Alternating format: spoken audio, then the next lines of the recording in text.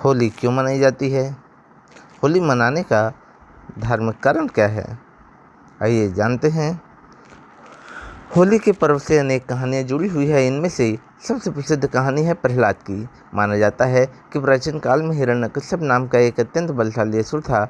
अपने बल के दर्प में वह स्वयं को ही ईश्वर मानने लगा था और उसने अपने राज्य में ईश्वर का नाम लेने पर ही पाबंदी लगा दी थी। हिरण्यकश्यप का पुत्र प्रहलाद ईश्वर भक्त था।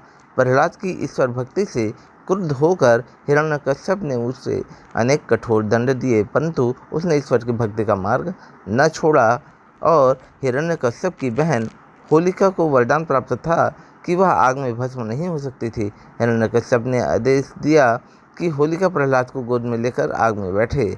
आग में बैठने पर होलिका तो जल गई, पर प्रहलाद बच गया। ईश्वर भक्त प्रहलाद की याद में इस दिन होली जलाई जाती है। प्रतीक रूप से यह भी माना जाता है कि प्रहलाद का अर्थ आनंद होता है। वैर और उत्पीड़न की प्रतीक होलिका जलाने की लकड़ी जलती है और प्रेम तथा उल्लास का प्रतीक प्रहलाद अक्षुण्ण रहता है, मतलब वह जीवित बच जाता है। इसके बाद होली मनाने का दूसरा वैज्ञानिक कारण क्या होता है? तो होली मनाने का वैज्ञानिक कारण नंबर 1, होली सिर्फ एक त्यौहार या परंपरा ही नहीं है, बल्कि यह पर्यावरण से लेकर आपकी सेहत के लिए भी बेहद महत्वपूर्ण है। होली मनाने का धार्मिक कारण तो आप जान गए हैं, लेकिन क्या आप इसका वैज्ञानिक कारण भी जानते हैं? जानिए होली पर्व से जुड़े कुछ वैज्ञानिक तत्व। वैज्ञानिकों का कहना है कि हमें अपने पूर्वजों का शुक्रगुजार होना चाहिए कि उन्होंने वैज्ञानिक दृष्टि से बेहद उचित समय पर होली का त्यौहार मनाने की शुरुआत की।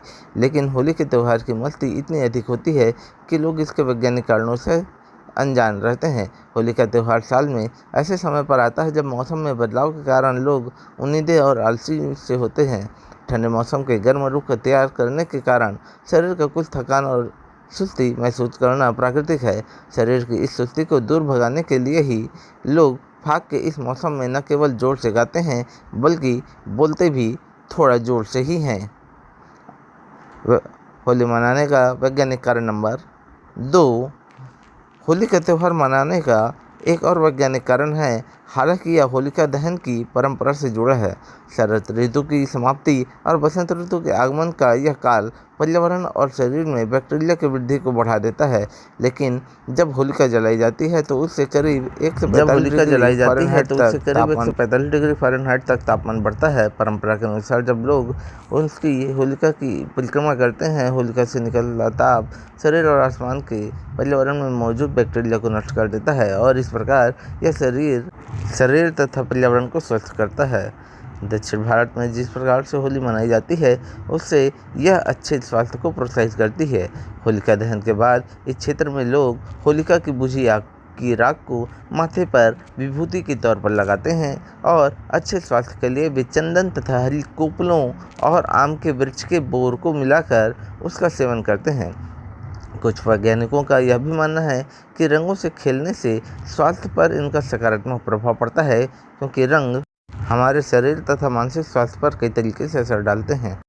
पश्चिमी फिजिशियन और डॉक्टरों का मानना है कि एक स्वस्थ शरीर पर के लिए रंगों का महत्वपूर्ण स्थान है। हमारे शरीर में किसी रंग विशेष की कमी कई बीमारियों को जन्म देती है और जिनका इलाज केवल उस रंग विशेष की आपूर्ति करके ही किया जा सकता है।